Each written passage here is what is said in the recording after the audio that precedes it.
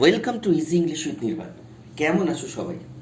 অনেকদিন পরে, প্রায় 5 মাস পরে, নাকি 5 মাসেরও বেশি হয়ে গেছে, মনে হয় 5 মাসেরও বেশি হয়ে গেছে যে আমি নতুন কোনো ভিডিও নিয়ে এলাম। আসলে আনলক প্রক্রিয়া শুরু হওয়ার পর থেকে আমি কিছু কিছু করে, তার আগে তো অনলাইনে ক্লাস চলছিল, তো আমার কাছে যারা পড়তে আসে সশরীরে, তো সোশ্যাল ডিস্টেন্সিং পদ্ধতি মেনেই তাদেরকে ডেকে আবার ক্লাস শুরু হয়েছে আনলকের পর থেকে।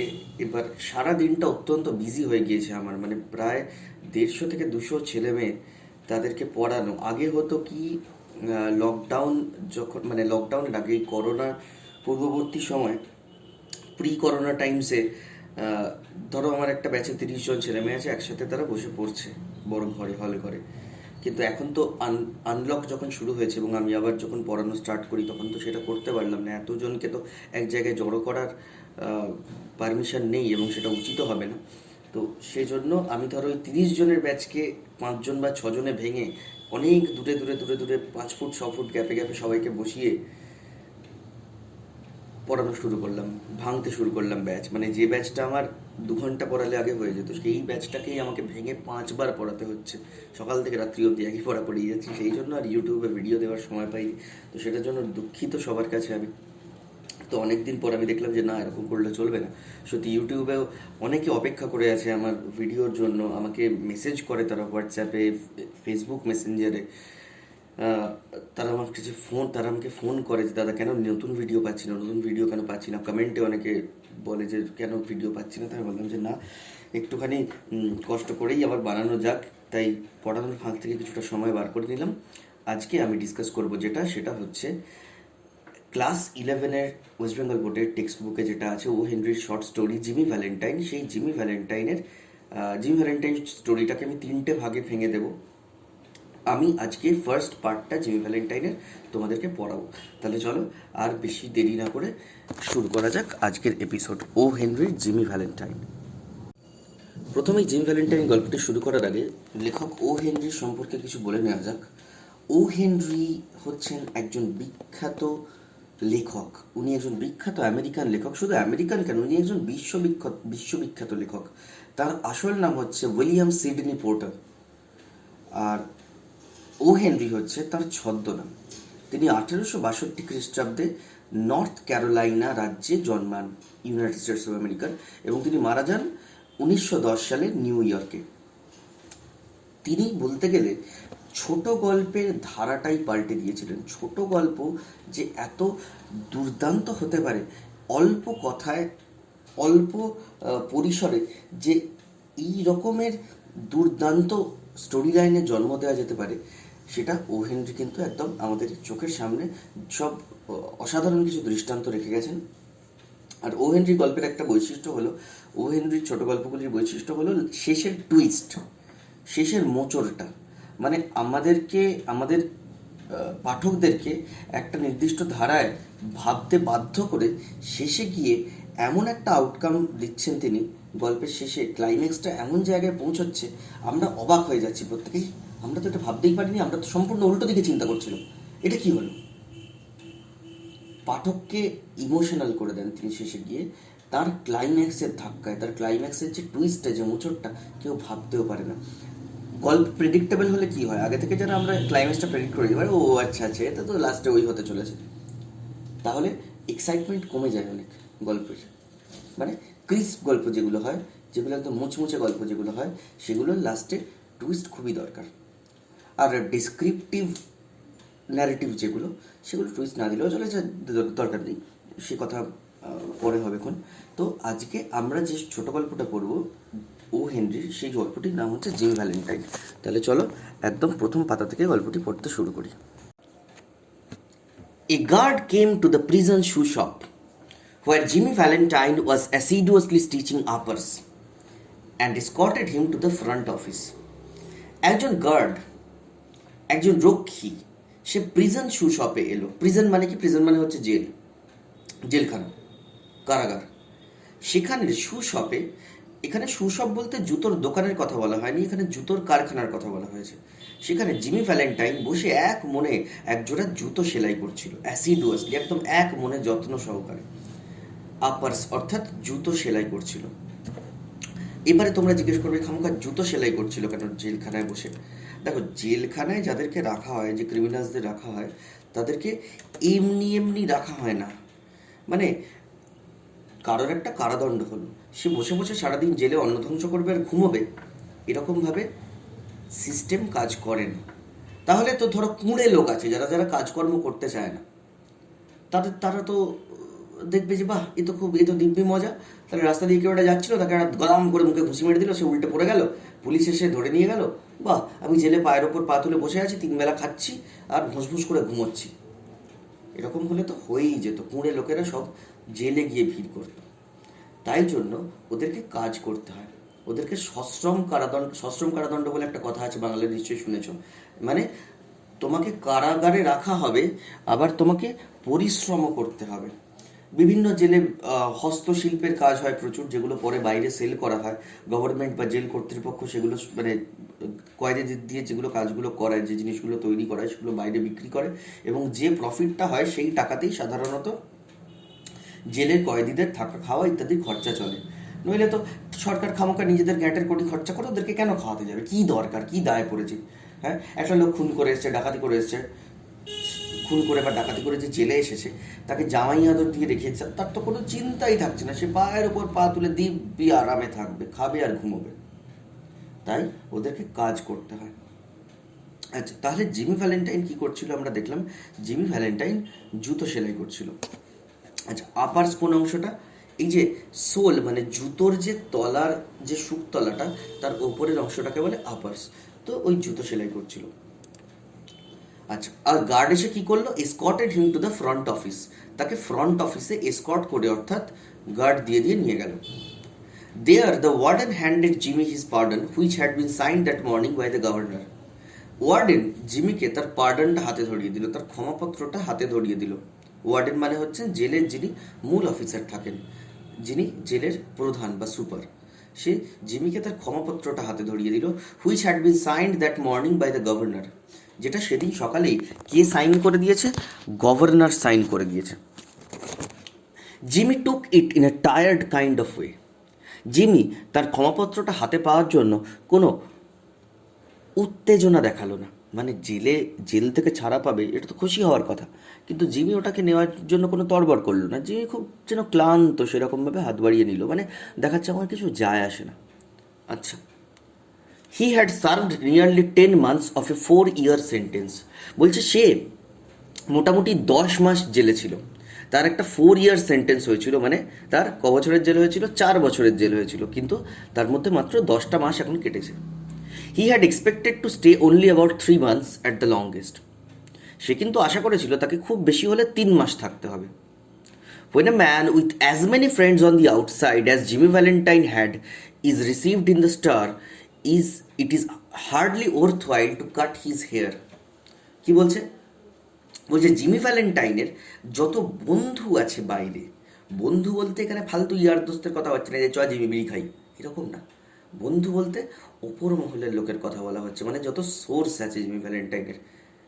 মানে ও জানে যে আমি যদি জেলে যাই, আমি যদি ধরা পড়ি, তাহলে আমাকে ছাড়িয়ে নেওয়ার লোক ঠিক আছে। মানে পয়সা কড়ির সম্পর্ক তো অবশ্যই আছে। জিমি ভ্যালেন্টাইন যে অনৈতিক কাজগুলো করে, জিমি ভ্যালেন্টাইন একজন চোর, জিমি ভ্যালেন্টাইন যে ব্যাংকের সিন্দুক ভেঙে চুরি করে টাকা পয়সা, সেই টাকার ভাগ ওপর মহলের লোকও বেশ ভালো রকমভাবে পায়। ঠিক আছে, হয়তো অথরিটির লোক, হয়তো জেল অথরিটির লোক, বা গভর্নমেন্টের কোনো অফিসার্স, বা কোনো পলিটিক্যাল লিডার্স, অনেকেই জড়িয়ে আছে জিমির সাথে। তাই জিমি ভেবেছিল যে 3 মাসের বেশি জেলে থাকতে হবে না। আচ্ছা, now Valentine said the warden. Warden বললো যে শোনো Valentine, you will go out in the morning. তুমি সকালবেলা বাইরে যাবে, মানে সকালবেলা তোমাকে ছেড়ে দেওয়া হবে। Brace up and make a man of yourself. বলছে যে পরিষ্কার হয়ে নাও, ভদ্রলোকের মতো পরিপাটি হয়ে নাও। You are not a bad fellow at heart. তুমি মনের দিক থেকে খুব একটা বাজে ছোকরা নও। ফেলো মানে হচ্ছে ছোকরা বা ছেলে, ঠিক আছে, বা লোক। তুমি মনের দিক থেকে লোক খারাপ নও। Stop cracking safes and live straight. Safe ভাঙা বন্ধ করো। সেফ মানে কি? সেফ মানে হচ্ছে সিন্দুক ভাঙা বন্ধ করো। অ্যান্ড লিভ স্ট্রেট মানে সৎভাবে আর কি সোজা পথে জীবনযাপন করো। বুঝলে? এটা ওয়ার্ডেন জিমি ভ্যালেন্টাইনকে এই উপদেশটা দিল। আমরা বুঝতে পারছি যে জেলের একজন ওয়ার্ডেন যদি কাউকে বলে যে তুমি কিন্তু ছেলে খারাপ নও, যে ক্রিমিনাল নিয়ে সারাদিন নাড়াঘাটা করছে যেমন জেলের ওয়ার্ডেন, তার মানে তার কথা কিন্তু খুব একটা সে খারাপ বলেনি। জিমি ভ্যালেন্টাইন হয়তো সত্যি ছেলে হিসেবে খারাপ নয়, কিন্তু তার একটা মস্ত বড় দোষ হলো সে চোর। চলো তাহলে আমরা পরের পাতায় চলে যাই, দেখি পরের পাতায় কি বলছে। Me said Jimmy in surprise. জিমিকে কি বললো ওয়ার্ডেন? যে সিন্দুক ভাঙা বন্ধ করো, সৎপথে জীবনযাপন করো। জিমি দাদা কি বললো? মি, আমি। অবাক হয়ে বললো আমি? হোয়াই, কেন? I never cracked a safe in my life. আমি আমার জীবনে কখনো সিন্দুক ভাঙিনি। Oh no, laughed the warden. Warden হেসে বললো না না না না না বাবা, না, অফকোর্স নট, না না, তুমি ভাঙতে পারো। লেটস সি নাও, দেখা যাক, চলো। How was it you happen to get sent up on that Springfield job? তুমি তাহলে এই স্প্রিংফিল্ডের কেসটার জন্য কেন জেলে এলে? মানে স্প্রিংফিল্ড বলে একটা জায়গা আছে, সেখানকার সেখানকার, আমি কি পাগল হয়ে গেছি, আমি বলছি ব্যাংক, সেখানকার ব্যাংকে সিন্দুক ভেঙে অনেক টাকা চুরি করা হয়েছিল, যেটার জন্য জিমি ভ্যালেন্টাইন জেলে এসেছে। জিমি ভ্যালেন্টাইনই করেছিল। তো ওয়ার্ডেন বলছে যে না না, তুমি তো কিছু করোনি, তাহলে তোমাকে ওই স্প্রিংফিল্ড জবে কেন জেলে পাঠালো? আচ্ছা, was it because he wouldn't prove an alibi for fear of compromising somebody in extremely high-toned society? Alibi মানে হচ্ছে, ধরো তোমাকে পুলিশ ধরেছে কোনো একটা ক্রাইমের জন্য। ধরো সামওয়ান হ্যাজ বিন মার্ডার্ড, কেউ একটা খুন হয়েছে, ঠিক আছে, তোমার পরিচিত কেউ, পুলিশ সন্দেহের তালিকায় রেখেছে তার পরিচিত লোকেদের। তোমাকে ধরো খুনটা হয়েছে রাত্রি 8টা থেকে 9টার মধ্যে, পুলিশ তোমাকে জিজ্ঞাসাবাদ করছে। তুমি বললে যে না না, আমি 8টা থেকে 9টার মধ্যে আমি তো ছিলাম না, আমি তো একটা বিয়ে বাড়ি গিয়েছিলাম। এবার তোমার মুখের কথা তো পুলিশ বিশ্বাস করে নেবে না। পুলিশ বলবে তাই, কীভাবে? তুমি তখন তোমার 4টে বন্ধুকে ডেকে আনলে, বা বিয়ে বাড়িতে যারা দেখেছো তোমাকে তারা সবাই সাক্ষী দিল হ্যাঁ ও তো 8টা থেকে রাত্রি 11টা অবধি বিয়ে বাড়িতে ছিল। এটা হচ্ছে তোমার অ্যালিবাই, ঠিক আছে? আচ্ছা, তাহলে কি বলছে যে জিমি ভ্যালেন্টাইনের এত আপার ক্লাস সোসাইটিতে বেশ কিছু লোক আছে যারা জিমি ভ্যালেন্টাইনের অ্যালিবাই হিসেবে কাজ করে, ঠিক আছে, কিন্তু এবারের বিষয়টা এত গোলমেলে যে তারাও বিশেষ মুখ খুলতে চায়নি। আচ্ছা, or was it simply a case of a mean old jury that had it in for you? বলছে নাকি এটা একটা মিন ওল্ড জুরির ঝামেলা। মিন ওল্ড জুরি মানে বুড়ো বদমাইশ বিচারক, নাকি কোর্টের যে বুড়ো বিচারকটা সেটা খিটখিটে, সেটা বদমাইশ, সেটা অত্যন্ত খচ্চর সে লোকটা, আর তোমার ওপর আগে থেকে তার রাগ আছে, সেই জন্য তোমাকে ফাঁসিয়ে দিয়েছে, তাই না? আচ্ছা, it's always one or the other with you innocent victims. হ্যাঁ, তোমরাই খালি নির্যাতিত, যে ক্রিমিনালরা সবাই বলে আমাকে ফাঁসানো হয়েছে, মানে ক্রিমিনালরা কোনো অপরাধ করে না, ক্রিমিনালরাই হচ্ছে নির্যাতিত। মানে ক্রিমিনালদের বক্তব্য এটাই ওয়ার্ডেন বলছে জিমিকে, না না তোমরা তো কিচ্ছু করোনি বাবা, তোমাদেরকেই সবসময় ফাঁসিয়ে দেওয়া হয়, তোমরাই বেচারা সবসময় victim. Me said Jimmy still blankly virtuous. Me, Jimmy আবার বললো আমি। এখনও যেন জিমি কিচ্ছু বুঝতে পারছে না, এখনও যেন জিমি ভাজা মাছটি উল্টে খেতে জানে না। ব্ল্যাঙ্কলি ভার্চুয়াস মানে ভাজা মাছটি উল্টে খেতে জানে না। আমরা বলি না বাংলায় যে দেখ এমন মুখ করে আছে যেন ভাজা মাছটা উল্টে খেতে জানে না, যেন অপরাধ করেছে অথচ তারপর এমন ভাব দেখাচ্ছে যেন কিছুই জানি না, কিছুই করিনি, কিছুই বুঝি না। Why warden, I never was in Springfield in my life. Jimmy কি বলছে? কেন ওয়ার্ডেন, আমি তো জীবনে স্প্রিংফিল্ডে কখনো যাইনি। মানে ও ডাকাতি না, ও চুরি করে এসেছে স্প্রিংফিল্ডে, আর বলছে আমি কখনো স্প্রিংফিল্ডে যাইনি। ওয়ার্ডেন আর জিমি ন্যাকামে সহ্য করতে পারলো না। ওয়ার্ডেন কি বলল? Take him back Cronin, said the warden. Warden ক্রোনিনকে বললো, ক্রোনিন হচ্ছে ওই জেলের গার্ড, তাকে বললো যে টেক হিম ব্যাক ক্রোনিন, নিয়ে যাও ওকে Cronin, and fix him up with outgoing clothes, আর বাইরে যাবার জামা কাপড় পরিয়ে দে ওকে, ঠিক আছে? মানে জেল থেকে যে বাইরে যাচ্ছে, জেলে তো কয়েদিদের একটা নির্দিষ্ট ইউনিফর্ম থাকে, তো বলছে যে বাইরে যখন যাচ্ছে তখন তো আর কয়েদিদের ইউনিফর্ম পরে বাইরে বেরোতে দেওয়া যায় না, তো বললো যে fix him up with outgoing clothes, ওকে বাইরে যাওয়ার জামা কাপড়ের ব্যবস্থা করে দে। Unlock him at 7 in the morning, ওকে সকাল 7টায় ছেড়ে দিস, and let him come to the bullpen, আর ওকে বুল পেনে আসতে বলিস। What is bullpen? Bullpen হচ্ছে একটা জিনিস, বুল পেন দুটো মানে আছে বুল পেনের। একটা হচ্ছে বেসবল খেলার কথা অনেকেই জানো নিশ্চয়ই, একটা আমেরিকান খেলা, ক্রিকেটের দূর সম্পর্কের আত্মীয় বলতে পারো বেসবল। তো বেসবলে যারা বল করে, আমাদের ক্রিকেটে যেমন বোলার বলি আমরা, ওদেরকে বলে পিচার। তো যারা বেসবলে পিচিং করে বা বল করে তাদেরকে একটা জায়গায় লাইন দিয়ে দাঁড়াতে হয় খেলতে নামার আগে, মাঠে নামার আগে। যারা বল করেনি তখন ওই ম্যাচে, যারা পিচিং করেনি, তারা একটা জায়গায় দাঁড়িয়ে থাকে, সেটাকে বলে বুলপেন। আর এই বুলপেনটা জেলের একটা লম্বা করিডোরের মতো অংশকে বলা হয়, যেখানে কয়েদিরা লাইন দিয়ে দাঁড়িয়ে থাকে। তো বললো যে ওকে সকালবেলা বুলপেনে নিয়ে আসিস, and let him come to the bullpen. Better think over my advice Valentine. আর ভ্যালেন্টাইন, আমার উপদেশটা নিয়ে ভেবো। কোন উপদেশ? ওয়ার্ডেন কী উপদেশ দিয়েছিল? ওই যে stop cracking safes and live straight, মানে সিন্দুক ভাঙা বন্ধ কর, সৎভাবে জীবনযাপন কর।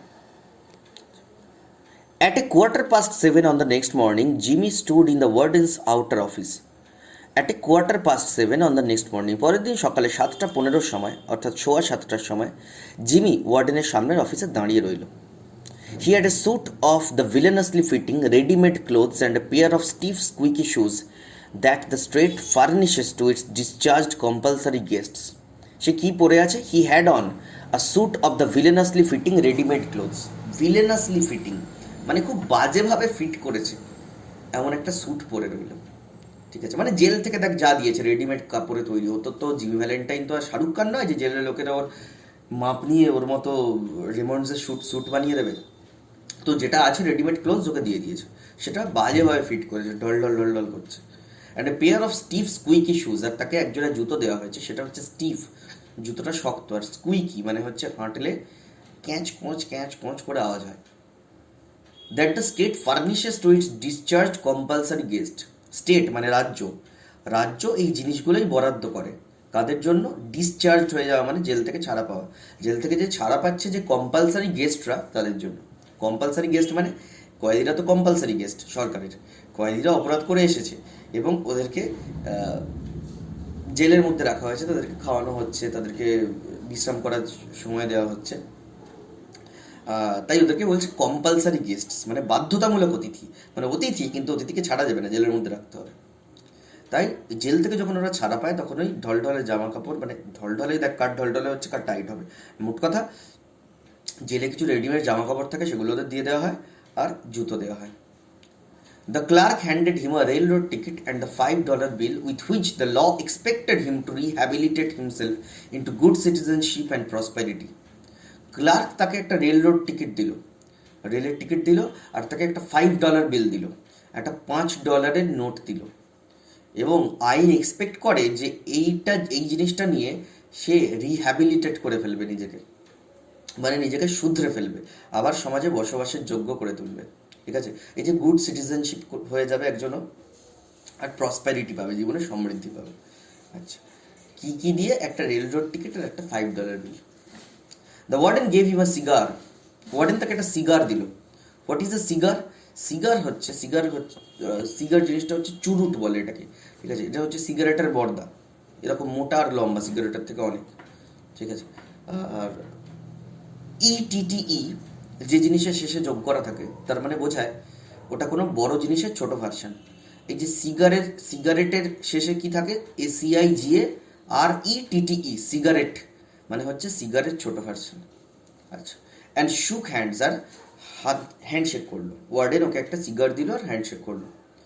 Valentine 9762 was chronicled on the books, pardon by governor. কি? ভ্যালেন্টাইন 9762, এই জেলে ওর কয়েদি নাম্বার ছিল 9762, এটা শর্ট কোয়েশ্চেন আসে। ওর সিরিয়াল নাম্বার ছিল জেলের, তোদের যেমন স্কুলের রোল নাম্বার থাকে সেরকম। Was chronicled in the books, জেলখানার খাতায় লেখা হলো ওর নামের পাশে pardoned by governor. Pardoned by governor মানে গভর্নরের দ্বারা ক্ষমাপ্রাপ্ত, গভর্নর ওকে ক্ষমা করে দিয়েছেন। And mister James Valentine walked out into the sunshine. আর মিস্টার জেমস ভ্যালেন্টাইন জেলখানা ছেড়ে রৌদ্রোজ্জ্বল বাইরের জগতে পা দিল। Disregarding the song of the birds, the waving green trees, and the smell of the flowers, Jimmy headed straight for a restaurant. পাখিদের গান, সবুজ গাছপালার হাতছানি আর ফুলের গন্ধ উপেক্ষা করে জিমি সোজা এগিয়ে গেল একটা রেস্তোরাঁর দিকে। There he tasted the first sweet joys of liberty in the shape of a broiled chicken and bottle of white wine. আচ্ছা, রেস্তোরাঁ, অনেকে হয়তো শুনে ভাববে যে কী উচ্চারণ করছে, অ্যাকচুয়ালি উচ্চারণ কিন্তু এটা। ঠিক আছে, আমরা যে রেস্টুরেন্ট বলি ওটা কিন্তু প্রনাউন্সিয়েশন নয়, এটা একটা ফ্রেঞ্চ ওয়ার্ড, এটা একটা ফরাসি শব্দ রেস্তোরাঁ। RESTIURANT, রেস্তোরাঁ। তাহলে এবার থেকে যদি বলো বন্ধুদের এই খেতে যাবি, বলবি না যে এই চ না রেস্টুরেন্টে খেয়ে আসি, বলবি চ রেস্তোরাঁয় যাও। আচ্ছা, তো রেস্তোরাঁয় গিয়ে সে কী খেলো? There he tasted the first sweet joys of liberty. সে স্বাধীনতার মিষ্টি স্বাদ নিল বেরিয়েই, in the shape of broiled chicken and a bottle of white wine. কি একটা ব্রয়েলড চিকেন মানে কাইন্ড অফ রোস্টেড চিকেন আর হোয়াইট ওয়াইন, এই দুটো জিনিস খেয়ে সে স্বাধীনতার স্বাদ নিল। Followed by a cigar great better than the one the warden had given him. তার সাথে সাথেই সে একটা সিগার ধরালো, যে সিগারটা তাকে ওয়ার্ডেন দিয়েছিল তার থেকে ঢের ভালো একটা সিগার সে কিনে ধরালো। তারপর কি বলছে? From there he proceeded leisurely to the depot. সে তারপরে ডিপোর দিকে গেল। ডিপো মানে হচ্ছে এক্ষেত্রে যেখানে ট্রেন থামে। He tossed a quarter into the hat of a blind man sitting by the door and boarded his train. সে টস করে দিল, মানে হাতের বুড়ো আঙুল দিয়ে যেরকম করে পয়সা ছুঁড়ে দেওয়া হয়, সে সেরকম করে একটা কোয়ার্টার ছুঁড়ে দিল। কোয়ার্টার কীরকম না, 1 টাকার 4 ভাগের 1 ভাগ, মানে ওদের ওখানে $1 4 ভাগের 1 ভাগ। আমাদের এখানে 1 টাকার 4 ভাগের 1 ভাগ হচ্ছে, বা 1 টাকার 1/4 হচ্ছে 25 পয়সা, যেটাকে 4 আনা বলা হতো, এখন বন্ধ হয়ে গেছে, আগে ছিল। তো সে ওই কোয়ার্টার কয়েন ছুঁড়ে দিল into the hat of a blind man sitting by the door. দরজার পাশে একজন অন্ধ মানুষ টুপি খুলে বসেছিলেন, ভিক্ষা চাইছিলেন, তার টুপিতে ছুঁড়ে দিয়ে বোর্ডেড হিজ ট্রেন, সেটা ট্রেনে উঠে বসলো। 3 hours set him down on a little town near the state line. 3 ঘন্টা বাদে তাকে ট্রেনটা নামিয়ে দিল স্টেট লাইন, অর্থাৎ রাজ্যের একদম সীমানার কাছে একটা ছোট্ট শহরে। He went to the cafe of one Mike Dolan and shook hands with Mike, who was alone behind the bar. সে মাইক ডোলান বলে এক ব্যক্তির ক্যাফেতে গেল আর সেখানে মাইকের সাথে হ্যান্ডশেক করলো। আর মাইক একা ছিল বিহাইন্ড দ্য বার। বার মানে হচ্ছে কোনো একটা ক্যাফেতে উঁচু কাঠের টেবিল, যার উল্টো দিকে এই যার পিছন দিকে যে সার্ভ করবে তোমাকে, যে চা হোক কফি হোক যেটাই হোক, কি কোনো রকম অন্য কোনো ড্রিঙ্কস হোক, যে তোমাকে তুমি অর্ডার দিলে তোমাকে সাজিয়ে গুছিয়ে দেবে, সেরকম জায়গায় দাঁড়িয়েছিল মাইক ডোলেন। সে হ্যান্ডশেক করলো জিমির সাথে। Sorry we couldn't make it sooner Jimmy me boy, said Mike. Mike বললো, সরি জিমি, আমরা এর থেকে আগে করে ফেলতে পারলাম না রে, মানে জেল থেকে ছাড়ানো এর থেকে আগে হয়ে উঠলো না রে। But we had that protest from Springfield to buck against. Springfield মানে যেখানে জিমি চুরিটা করেছিল, ওই সেফ বার্গলারিটা করেছিল, সেখান থেকে বড় প্রতিবাদের ঝড় উঠেছিল যে কী ব্যাপার, এত চুরি ডাকাতি হয়ে যাচ্ছে, গভর্নমেন্ট কোনো স্টেপ নিচ্ছে না। তো সেই হাওয়া বেশ গরম ছিল, পরিবেশ বেশ গরম ছিল, সেই জন্য আর ওরা ছাড়ানোর চান্স নেয়নি তখন, ঠিক আছে। আচ্ছা, and the governor nearly balked. আর গভর্নর মানে যাদের সাথে ওদের আর কি সম্পর্ক আছে, সে পিছু হটে গিয়েছিল সে ছাড়ানো থেকে, যে তারও তো রেপুটেশনের ভয় আছে। এখন যদি সে একটা এত লোকজন ঝামেলা করছে, এই সময় যদি সে একটা অপরাধীকে জেল থেকে ছাড়িয়ে নেয়, তাহলে তার পদ চলে যাওয়ার ভয় আছে। তো সেই জন্য গভর্নর প্রায় পিছু হটেছিল বললেই চলে, সেই জন্য দেরি হয়ে গেল 10 মাস। ফিলিং অল রাইট, তুমি ঠিক আছো তো? Fine said Jimmy, got my key? হ্যাঁ ঠিক আছে, আমার চাবি আছে। He got his key and went upstairs. সে তার চাবি নিল আর উপরে চলে গেল। Unlocking the door of a room at the rear, সে পিছন দিকের একটা ঘরের দরজা খুলল। Everything was just as he had left it. সে ঠিক যেমনভাবে জিনিসপত্র রেখে গিয়েছিল তেমনভাবেই আছে সমস্ত জিনিসটা। There on the floor was still Ben Price's collar button that had been torn from that eminent detective's shirt band when they overpowered Jimmy to arrest him. সেখানে মাটিতে ফ্লোরে মেঝেতে একটা জিনিস পড়ে রয়েছে, কি? বেন প্রাইসের কলার বাটন, বেন প্রাইসের কলারের বোতাম, যেটা ওই এমিনেন্ট ডিটেকটিভ মানে যে খ্যাতনামা গোয়েন্দা, বেন প্রাইস একজন পুলিশের খ্যাতনামা গোয়েন্দা, তার কলার থেকে ছিঁড়ে পড়ে গিয়েছিল। কখন? যখন তারা জিমি ভ্যালেন্টাইনকে ওভার পাওয়ার করতে এসেছিল, তাকে অ্যারেস্ট করার জন্য, মানে তাকে ধরতে এসেছিল। জিমি ভ্যালেন্টাইন বাধা দিচ্ছিল, তো ধস্তাধস্তি হয়েছে এবং তাকে ওরা কাবু করে ধরে নিয়ে গেছে।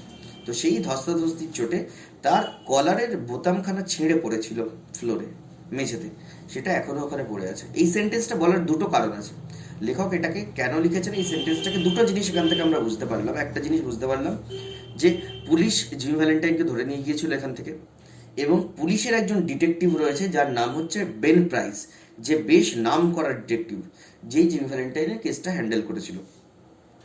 এটা একটা পয়েন্ট। আরেকটা জিনিসকে বুঝতে পারলাম, যখন আমরা দেখছি যে 10 মাস আগের একটা ঘটনা, তারপর থেকে বোতামটা তখনও মেঝেতে ওই একই জায়গায় পড়ে রয়েছে, এর অর্থ একটাই হতে পারে কি এই ঘরে আর কেউ ঢোকেনি, তার জিনিসপত্র যেমন ছিল ঠিক তেমনটা আছে, ওই বোতামটা যেমনভাবে পড়েছিল তেমনটাই আছে। মানে এই কথাটা বলার অর্থ হচ্ছে মাইক ডোলান জিমি ভ্যালেন্টাইনের অত্যন্ত বিশ্বস্ত লোক। মাইক ডোলান অত্যন্ত বিশ্বস্ত সঙ্গী জিমি ভ্যালেন্টাইনের, যে জিমি চলে যাওয়ার 10 মাস পরেও সে ওই ঘরটা একবারের জন্য খুলে দেখেনি, কোনো জিনিসপত্র নেড়ে চেড়ে দেখেনি। বোঝা গেল? চলো নেক্সট পেজে যাওয়া যাক। জিমি কি করলো ঘরে ঢুকে? Pulling out from the wall a folding bed, Jimmy slid back a panel in the wall. দেয়াল থেকে একটা ফোল্ডিং বেড, একটা ভাঁজ করে দেয়ালে তুলে রাখা বিছানা টেনে নামালো জিমি। যাদের ঘরে স্পেস কম, জায়গা কম, তারা ওরকম ফোল্ডিং বেড রাখে। মানে দেয়ালের গায়ে ঠিক আলমারি সাইজের একটা গর্ত কাটা, সেখানে বিছানাটা যেই তুলে দিচ্ছি আমরা, ওটা দেয়াল হয়ে যাচ্ছে, আবার ওটা টেনে নামিয়ে নিলে বিছানা হয়ে যাচ্ছে। তো ওই ফোল্ডিং বেডের পিছনে Jimmy slid back a panel, Jimmy দেয়ালের একটা অংশ পিছন দিকে সরিয়ে দিল, আর dragged out a dust covered suitcase, আর একটা ধুলোমাখা সুটকেস বার করে আনলো। মানে ওই পিছনে লুকোনো ছিল একটা ধুলোমাখা suitcase. He opened this and gazed fondly at the finest set of burglars tools in the East. সে সুটকেসটা খুললো আর তাকিয়ে রইল। গেজড ফন্ডলি, গেজড মানে হচ্ছে একভাবে তাকিয়েছিল, ফন্ডলি মানে হচ্ছে খুব যত্ন সহকারে, খুব যত্ন সহকারে কিসের দিকে তাকিয়ে রইল, খুব মুগ্ধ দৃষ্টিতে কিসের দিকে তাকিয়ে রইল না, finest set of burglars tool in the East. Burglary tool মানে চুরির যন্ত্রপাতি। জিমি ভ্যালেন্টাইনের সুটকেসে ছিল চুরির যন্ত্রপাতি, আর সেটা বলছে ফাইনেস্ট সেট, মানে ওর মতো ভালো যন্ত্রপাতি চুরির আর গোটা আমেরিকার পূর্বাঞ্চলে খুঁজলে পাওয়া যাবে না। ইট ওয়াজ এ কমপ্লিট সেট, এটা একটা কমপ্লিট সেট ছিল। Made of specially tempered steel, পেটানো ইস্পাতে তৈরি একদম। The latest design in drills, punches, braces and bits, jimmies, clamps and augers, with 2 or 3 novelties invented by Jimmy himself. কি বলছে?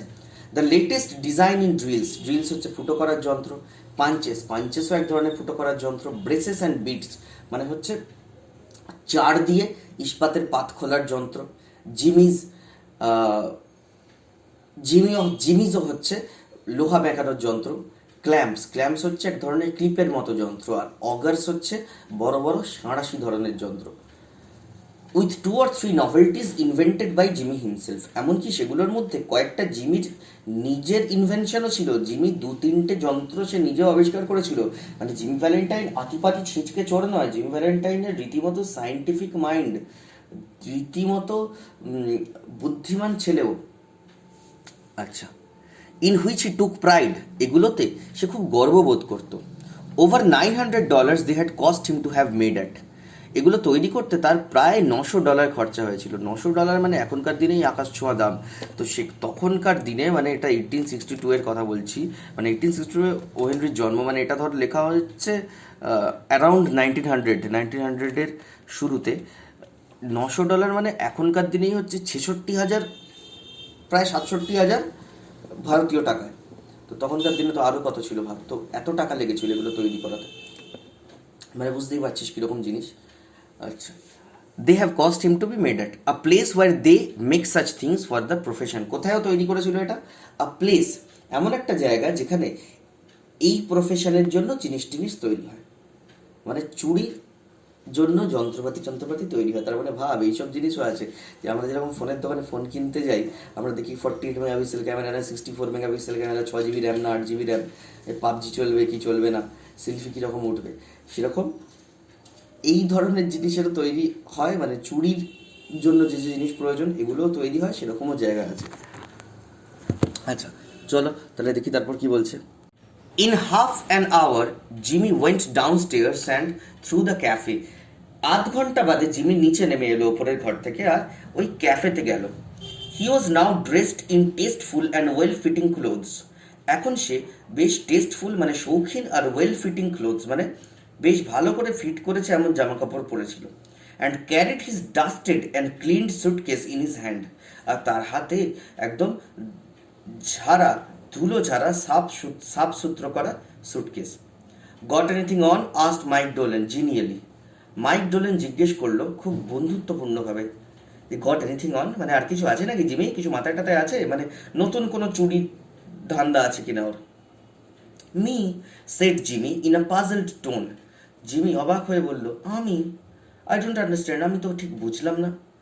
I am representing the New York Amalgamated Short Snap Biscuit Cracker and Frazzled Wheat Company. আমি তো New York amalgamated short snap biscuit cracker and frazzled wheat কোম্পানির লোক। মানে এই যে দেখ একটা কোম্পানির নাম বললো, যে কোম্পানিতে কটা ওয়ার্ড আছে দেখ, 1 2 3 4 5 6 7 8 9 10 11, 11টা ওয়ার্ড দিয়ে তৈরি একটা কোম্পানির নাম জিমি বানিয়ে রেখেছিল। জিমিকে যখন জিজ্ঞেস করতো কেউ কিছু যে জিমি কি করে, জিমি কি বলতো, আমি কাজ করি কোথায়, I am representing the New York amalgamated short snap biscuit cracker and frazzled wheat company. ঠিক আছে, যাতে করে দ্বিতীয়বার কেউ জিজ্ঞেস না করে, এত বড় একটা নাম বলে দিত।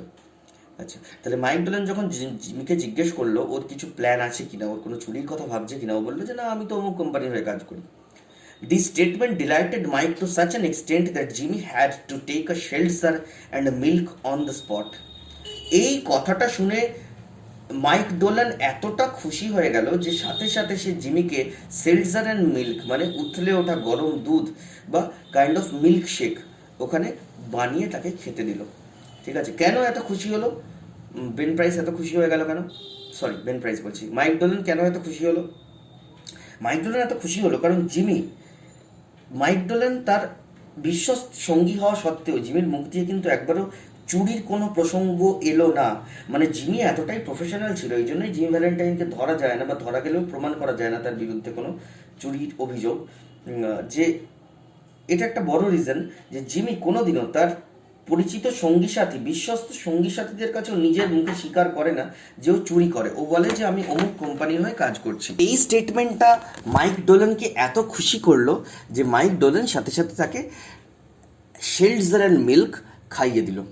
এবারে বিষয়টা হচ্ছে এই জন্যই জিমিকে ধরা যায় না, জানিস তো, যেটা বললাম যে জিমি কারোর কাছে কোনোদিনও স্বীকার করে না। ও মাইক ডোলান ওর সঙ্গী, মাইক ডোলান ওর থেকে ওর টাকার ভাগ পায়, ওর চুরির টাকার ভাগ পায়, মাইক ডোলান ওকে জেল থেকে ছাড়ানোর জন্য সাহায্য করে, ওর জামিন টামিন পেতে। কিন্তু জিমি এতটাই প্রফেশনাল যে জিমি মাইক ডোলানের সামনেও মুখ দিয়ে কখনো বলে না যে আমি চুরি করি। এই জন্যই মাইক ডোলান জিমিকে এত পছন্দ করে, মানে কিছুতে যাতে কোনো ইনফরমেশন কোনোভাবে পাঁচ কান হয়ে পুলিশের কাছে না পৌঁছয়। He never touched hard drinks. সে কখনো হার্ড ড্রিঙ্কস টাচ করতো না। What is the meaning of hard drinks? Hard drinks হচ্ছে কড়া অ্যালকোহলিক ড্রিঙ্ক। ঠিক আছে, যেরকম হুইস্কি, ভডকা, জিন, টেকিলা, এগুলো হচ্ছে হার্ড ড্রিঙ্কস। এই সব ড্রিঙ্কসে, এই সব পানীয়তে অ্যালকোহলের পরিমাণ বেশি থাকে। ঠিক আছে, অনেকে হয়তো জিজ্ঞেস করতে পারিস যে তাহলে জিমি যে হোয়াইট ওয়াইন খাচ্ছিল, হোয়াইট ওয়াইনও অ্যালকোহলিক ড্রিঙ্ক, কিন্তু হোয়াইট ওয়াইনে বা বিয়ারে অ্যালকোহলের পার্সেন্টেজ কম থাকে অনেক, কিন্তু হার্ড ড্রিঙ্কসে অনেক বেশি থাকে, যেরকম হুইস্কি, ভডকা ইত্যাদি, এগুলোকে বলে হার্ড ড্রিঙ্ক। জিমি কখনো হার্ড ড্রিঙ্ক স্পর্শ করতো না, জিমি কখনো হার্ড ড্রিঙ্ক খেত না। ঠিক আছে, তাহলে আজকে আমরা জিমি ভ্যালেন্টাইন শর্ট স্টোরির প্রথম অংশটা পড়লাম।